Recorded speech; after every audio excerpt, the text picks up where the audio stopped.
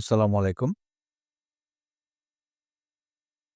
আমি জাস্ট এখানে এসেছি শুধু আ সহমর্মিতা জানানোর জন্য। যারা এই শীতের মধ্যে বাংলাদেশে শাহবাগী অবস্থান গ্রহণ করেছেন, হাদির বিচার চাচ্ছেন। আমি ব্যক্তিগতভাবে তাদের সাথে সহমর্মিতা পোষণ করছি। বাট সাথে কিছু আ কোয়েশ্চেন আমার কিছু কোয়েশ্চেন আমরা এখন চাচ্ছি যে হাদির বিচার করতে হবে।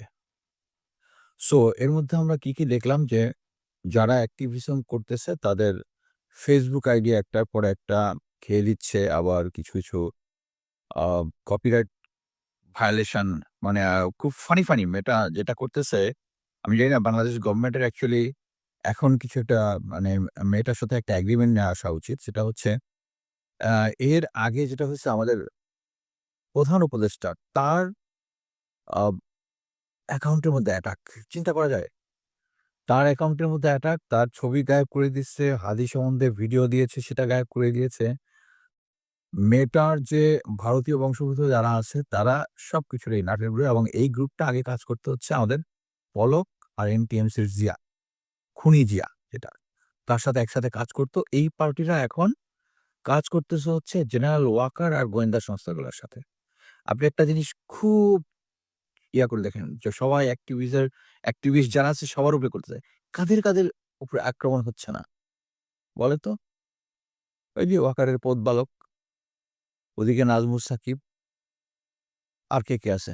দেখবেন যেগুলা হয় মানে সরকারের তোষামোদি করতেছে সরকার মানে ওই বলতে হচ্ছে ওয়াকার সরকারের তোষামোদি, তাদের অ্যাকাউন্টে কোনো কিছু হচ্ছে না। সব হচ্ছে আমাদের এখানে। আমার নিজের পার্সোনাল লাইফ ভিডিওতে কপিরাইট স্ট্রাইক দিছে। বাট একটা জিনিস আপনারা বুঝবেন যে আমরা কাকে ধরতেছি? ফয়সাল হচ্ছে খুনি। ফয়সাল ট্রিগার টিপেছে। তাকে প্রশিক্ষণ দিয়েছে কে? আমরা দেখেছি মেজর সাদেক এবং তার ওয়াইফ তারা মেজর সাদেক ১৯৮ দিন তার কার্যদেশ যে ইউনিট ছিল, ইউনিট থেকে অ্যাবসেন্ট হয়ে সে এতদিন ধরে সে আওয়ামী লীগকে ট্রেনিং দিয়েছে। এই ট্রেনিং এর ফসল হচ্ছে এটা। সো ১৫৮ দিন অ্যাবসেন্ট হয়ে তো অ্যাবসেন্ট থেকে একটা মিলিটারি অফিসার, একটা সৈনিক ২৪ ঘন্টা অ্যাবসেন্ট থাকলে এটা ডেইলি রিপোর্টের মধ্যে ব্রিগেড হেডকোয়ার্টারে চলে যায়। মাসে ১ সপ্তাহ হয়ে গেলে এটা মানে ডিভিশন হেডকোয়ার্টারে চলে যায়। ওখান থেকে সরাসরি আর্মি হেডকোয়ার্টারে চলে যায়। আর অফিসারেরটা হচ্ছে ইনস্ট্যান্ট। অফিসারেরটা ইনস্ট্যান্ট। মেজর সাদেক ট্রেনিং দিয়েছে এদেরকে গন্ডগোল পাকানোর জন্য। এখন গন্ডগোল পাকাচ্ছে আর আপনারা ধরিয়ে দিচ্ছেন হচ্ছে ফয়সাল হচ্ছে খুনি। খুনি হচ্ছে মেজর সাদেক আর তার বস জেনারেল ওয়াকার। হাদির খুনি। Full stop. এরা এদেরকে প্রশিক্ষণ দিয়েছে। আর আমরা এখন চাচ্ছি হচ্ছে হাদির বিচার। বিচার কে করবে? এখন যে ভারতের যে এক্টিভিটিস আপনারা দেখতেছেন যে বেটাতে তারা এমনভাবে এই সিচুয়েশনটা করেছে যে হাতি একজন টেররিস্ট ছিল, ইসলামিক টেররিস্ট এবং সেই অনুযায়ী এবং এ ব্যাপারে বাংলাদেশের কোনো কিছু কথাবার্তা নেই। আমি এখন পর্যন্ত হ্যাঁ, বা সরকার নিজেই এখানে অ্যাটাকের শিকার। বাট কথা হচ্ছে এইখানে আগে পলক যেটা সরকারের মাধ্যমে যেটা করত, সেই সরকারটা হচ্ছে এখন হচ্ছে ইউনূস সরকার। ইউনূস সরকার তো এটা ইচ্ছা করলেই পারে। মেয়েটার সাথে কথা বলতে পারে না যে এই সিচুয়েশনটা বাংলাদেশে হচ্ছে। আমি একটা জিনিস আ বা বা ভালো জিনিস দেখলাম ওই যে ফ্যাক্ট চেকার কদরুদ্দিন শিশির সবার ইমেইল অ্যাড্রেস যেখান থেকে যে সমস্ত জায়গা থেকে স্ট্রাইক দেওয়া হচ্ছে এটা নিয়েছে। আমি মনে করতেছি যে সে কোন এক্টিভিটিস করতেছে তো ওদের সাথে কন্টাক্ট করতেছে। আ ব অনেকের সাথেই কনট্যাক্ট আছে এই যেমন জুলকারনাইন স্যারের সাথে Facebook এ মেয়েটার একটা কানেকশন ছিল। যখন আমরা একসাথে শেখ হাসিনার করতাম, তখন একবার অ্যাকাউন্ট একবার খাচ্ছিল। জুলকারনাইন স্যার আমার হেল্প করছিল। তাকে আমি থ্যাংক ইউ দিছিলাম। ওটা আবার এখন সে আম স্ক্রিনশট শেয়ার করে। তখন তাকে খুব অ্যাপ্রিশিয়েট করছে। হ্যাঁ, তখন তো তুই ভালো ছিলি। তখন তোরে অ্যাপ্রিশিয়েট করবই। আব অব এবং শেখ হাসিনা পতনে তার অবদান আছে এটা অস্বীকার করার কিছু নাই। বাট এখন আ আ Walker is sucking someone's dick and you are sucking Walker's dick. These bloody Indian dogs. So এখন আল্টিমেটলি হচ্ছে আমরা যতই বিচার চাই, আমাদেরকে দেখতে হবে ফয়সাল শুধু ট্রিগারটা টিপেছে। আর এদেরকে ট্রেনিং দিয়েছে মেজর সাদেক আর মেজর সাদেককে স্পেয়ার করে দিয়েছে হচ্ছে জেনারেল ওয়াকার। এখন শুধু দেখবেন যে আ আ আমি একটা জিনিস বলি ৩-৪ দিন আগে একটা ৩ বাহিনীর প্রধান গিয়েছিল আম প্রফেসর ইউনূসের সাথে দেখা করতে। ঐদিন রাতের বেলা জেনারেল ওয়াকারের বাসায় একটা বিশাল মিটিং বসেছিল। ওই মিটিং এর মাধ্যমেই এই যে এখন আপনারা দেখতেছেন না এখন আ আমাদের জাহাঙ্গীর স্যার থাকবে কি থাকবে না।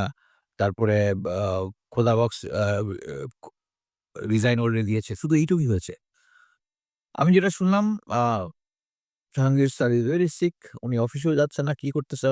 উনি ডিটারমাইন্ড যে উনি রিটায়ার করবে মানে রিজাইন দিবে। এখন এই সিচুয়েশনটা একটা হযবরল একটা অবস্থা এবং আমার কাছে যেটা মনে হচ্ছে যে ইন্টারিম গভর্নমেন্ট চাচ্ছে কোন রকম একটা নির্বাচন করে বিএনপির কাছে ক্ষমতা দিয়ে চলে যাবে। আমরা কিন্তু এটা চাই না। বিএনপি ক্ষমতায় আসুক কারো কোনো সমস্যা নাই। কিন্তু নির্বাচনটা সহি হইতে হবে। নির্বাচনটা সহি হইতে হবে। এইটাই আমরা এমন একটা সেনাবাহিনীর কাছে আমাদের প্রত্যাশা একটাই যে, যে যেভাবেই মানে ক্ষমতা নেওয়ার পরে করুক। কিন্তু ৫ বছর পরে একটা নির্বাচন হবে সহি নির্বাচন। এইটা সেনাবাহিনী ছাড়া কেউ এনশিওর করতে পারবে না। সো আমি ইন্টিমের মতো আমি বলব না যে ইন্টিমের এখন যে অবস্থা এবং আমি যেটা মনে করতেছি যে এখন যে হারে পাবলিক ডিমান্ড হচ্ছে জাস্টিসের জন্য, আমার মনে হয় যে আমরা দেখলাম এক আ ফয়সালের অ্যাকাউন্টে নাকি ৳১২৭ কোটি চেক পাওয়া গেছে। কে দিছে? এই সমস্ত ইনফরমেশন কিন্তু বেরোচ্ছে না। তখনই জনগণের মধ্যে সন্দেহটা দেখা দিচ্ছে। আমি মনে করি যে বিডিআর কমিশনের মতো যেন একটা কমিশন হয়েছিল, এই হাদির খুনি ধরার ব্যাপারে একটা উচ্চ পর্যায়ে কমিশন গঠন করা এখনই উচিত। যারা সমস্ত গোয়েন্দা সংস্থা, পুলিশের কার্যক্রম ওভারসি করবে। কারণ ওই যে মানে এখন কি হইছে না হইছে আমরা সবাই বুঝতেছি যে আ গোয়েন্দা সংস্থার একটা অংশ আমাদেরকে বিভ্রান্ত করেছে যে সে আগেই ভারতে পালিয়ে গিয়েছে। পরে পুলিশ বের করল যে না আসলে তখনও ভারতে পালিয়ে যায়নি। আর জুলকারনাইন সাইরুদ্দিনকে বলে দিছে যে চলে গেছে। এরা সব হচ্ছে গোয়েন্দা সংস্থার পক্ষে কাজ করতেছে। গোয়েন্দা সংস্থা কার এডভাইস এ কাজ করতেছে, ওই ওখানে আপা বইসা আছে, আপার ইয়াতে কাজ করতেছে। ওই যে ৫ টা জেনারেল পালায় গেছে না? ওই ৫ টা জেনারেল এখন ইন্ডিয়াতে অপারেশন অফসুম বানায় অফিস করে। যে আমরা আ ব ব লাস্ট মুহূর্তে দেখলাম না মেজর জেনারেল কবির আমার পোস্টম্যান সে পালায় গেল। কেন পালায় গেছে? সে পালায় যায় নাই। তাকে জেনারেল ওয়াকার পাঠায় দিছে। কারণ সে এই যে আইসিটি আ কমিশনে সে সাক্ষী দিয়েছে। যে পুলিশের আইজি মামুন যেরকম তার আদেশে পুলিশ গুলি করেছে ছাত্র জনতার দিকে, কবির হচ্ছে সাক্ষী যে উনি এবং এই সাক্ষ্যনামা ভিডিও এবং অডিও সবকিছু আছে আইসিটি অ্যাপে। এইটা যেই জেনারেল ওয়াকার বুঝছে, জেনারেল ওয়াকার কবিরে পার করায় দিয়েছে। কবির ইস নট দ্যাট স্মার্ট যে একা, একা ইন্ডিয়া ইয়া করে যে আমার কোর্সমেট আমি ভালো মতো জানি। সো আমরা যত যাই করি আমি মনে করি যে এই মুহূর্তে একটা কমিশন গঠন করা দরকার। আর জনগণ যেভাবে ফুঁসে উঠতেছে, সেই ফুঁসে ওঠা আমাদেরকে থামানো যাবে না। আর এটার ফাইনাল একদম ক্লিয়ার কাট আ ক্লিয়ার কাট সলিউশন হচ্ছে সেম আমি বারবার যেটা বলতেছি। জেনারেল ওয়াকারকে সরায় দিলে আল্টিমেটলি সবকিছু হয়ে যাবে। এখন যেটা হচ্ছে সে একটা প্যারালাল গভর্নমেন্ট বানাচ্ছে। সরকারের পাশাপাশি একটা প্যারালাল গভর্নমেন্ট চালাচ্ছে। এবং প্রফেসর ইউনূস সরকার যে কতটা দুর্বল আমি আ বা আ আমি কয়েকদিন আগে শেয়ার করেছি যে আমার যে ব্যা কি বলে? আমার যে রিটায়ারমেন্ট বেনিফিট এটা জেনারেল ওয়াকার একটা চিঠি লিখে বন্ধ করে দিছে। এবং অ্যামেজিংলি একটা জিনিস হচ্ছে আমি একটা মিলিটারি অফিসার, আমি গেজেটেড অফিসার। আমাকে যদি কোনো কারণে বেনিফিট বন্ধ করতে হয়, আমাকে চাকরিচ্যুত করতে হবে। চাকরিচ্যুত করার কোনো সুযোগ নাই। যদি কোনো ডিসিপ্লিনারি অ্যাকশন নিতে হয়, মানে মিলিটারি না, গেজেটেড অফিসারদের জন্য একটা নিয়ম নীতি আছে। একটা কমিটি গঠন করতে হবে। তারা তদন্ত করবে। আমার কাছ থেকে আমাকে শোকজ করবে। আমি আমার বক্তব্যটা শুনবে। আমাকে যদি না পায়, চিঠিটা আমার বাসায় চিঠি দিতে হবে। তারা কোনো চিঠি দেয় নাই। যদি না পায়, তারা পত্রিকায় বিজ্ঞাপন দিবে যে, "তোমার এখানে শোকজ করা, তোমার নামে এই আছে।" কোনো কিছুই করা হয় নাই। তারা একটা চিঠি পাঠাইলো প্রফেসর ইউনূসে। আর প্রফেসর ইউনূস এটার সম্মতি দিল এবং আমি যে পে পে ইয়া বে চিঠিটা সই করছি সেটা যে শেয়ার করেছি সেটা হচ্ছে মিনিস্ট্রি অফ ডিফেন্স থেকে একজন বলতেছে প্রফেসর ইউনূস এটা এগ্রি করছে। প্রফেসর ইউনূস কিভাবে একটা মানে উইথআউট আমি পরে মিলিটারিতে কথা বলছি। বলল যে সেনাবাহিনী থেকে নাকি চিঠিটা গেছে যে আমি সেনাবাহিনীর ভাবমূর্তি ক্ষুণ্ণ করছি। আরে বেটা আমি ২৮ বছর চাকরি কইরা ক্লিন ভাবে ইটস নট দ্যাট আমি ক্লিন আ ক্লিন রেকর্ড নিয়ে বের হচ্ছি। যদি একজনের এগেইনস্ট এ ১০০০ টা ইয়েও থাকে সে যদি নরমাল রিটায়ারমেন্ট করে ইউ জাস্ট এটা বন্ধ করতে পারবে। কোন আইনে পারবে না। সো এটা জেনারেল ওয়াকারও ভালো মতো জানে। এটা হচ্ছে সেন্স অফ জাস্টিস তার মধ্যে নাই। সে মনে করে যে এখনো সেই হাসিনার আমলে যে আমার পাওয়ার আছে, সে ভালো মতো জানে আমার এই টাকা আটকায় রাখতে পারবে না কোনোভাবেই। কোনোভাবেই পারবে না। এটা আমি আদালতে করলে এখন যেহেতু আদালত তারা কন্ট্রোল করে হয়তো আটকায় রাখবে। বাট সবচেয়ে মানে সবাই মনে করতেছে আমি একদম আমার টাকা-পয়সা আটকায় দিছে। নাথিং। আমি অ্যাকচুয়ালি রিটায়ারমেন্ট করার পর থেকে আমার টাকাটা ওখানেই জমতেছে। আমার প্ল্যান হচ্ছে ফিউচারে ছেলেদের জন্য যখন বিয়ে দিব তখন ওই টাকা নিয়ে আসবো। বাট ওই টাকা আমি কোন ইউজ করতেছি না, লাগতেছে। আমি ইনশাআল্লাহ আমি এবং আমার ওয়াইফ আলহামদুলিল্লাহ আ আমেরিকাতে আমরা ভালোই ইনকাম করি। ওই টাকা আমার দরকার নাই। বাট এটা হচ্ছে একটা ডিস্টার্ব করা। রকার যেটা করার চেষ্টা করতেছে তার কোন সেন্স অফ জাস্টিস নাই। সো এরকম একটা সেন্স অফ জাস্টিস যার নাই, মিলিটারির সেনাপ্রধান হয়ে গেছে সে।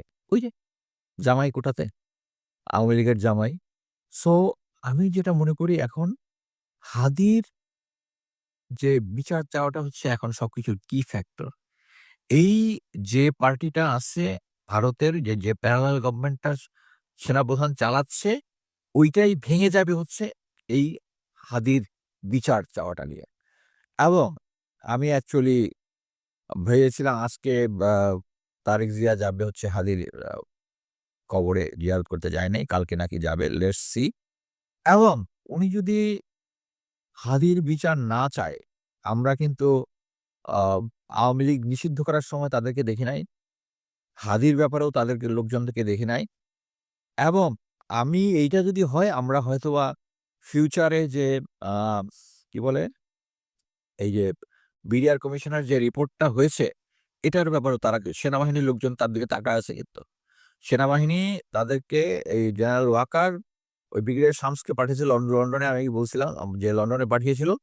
তার সাথে তখনই সুইজারল্যান্ডের স্যারের সাথে একটা কানেকশন করে দিছিল ব্রিগেডিয়ার শামস। যে তারা বিএনপিকে পাওয়ারে নিয়ে আসবে। আমার মনে হয় না সেনাবাহিনী যারা গ্রাউন্ডে কাজ করে তারা ওই সিনিয়রদের এই আদেশটা মানবে। আমরা চাই একটা সহি ইলেকশন। সেনাবাহিনীর গ্রাসরুট লেভেলে যারা আছে তারা আমাদেরকে সহি ইলেকশন ইনশাল্লাহ দিবে। বাট কথা হচ্ছে এই যে ভারতীয় হেজিমনিটা আমরা এখনো ভাঙতে পারতেছি না। ভারতীয় হেজিমনির আ এখন পিলার হচ্ছে এই হাদি এবং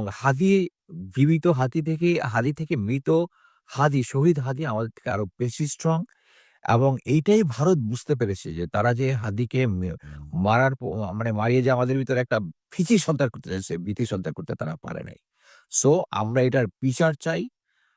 যদি তারেক জিয়া যদি এই বিচারের জন্য আমাদেরকে স্যাটিসফাইড না করতে পারে, বাংলাদেশের জনগণ এটা ছাড়বে না এবং আমি মনে করি ফয়সল শুধু ট্রিগারটা টিপেছে। এটার জন্য দায়ী মেজর সাদেক, জেনারেল ওয়াকার। আমরা এই আন্দোলনকে ইনশাল্লাহ যদি হাদির ব্যাপারে কোনো বিচার আমরা না পাই, আমরা ওয়াকারের দিকে হাঁটা ধরবো ইনশাল্লাহ। এই ভারতীয় কুকুরকে সেনাবাহিনীর প্রধান রেখে সামনে একটা নির্বাচনও হইতে পারবে না। হাদির এই হাদির বিচার হবে না। সেই সবকিছুর প্রতিবন্ধকতা তৈরি করে রাখছে।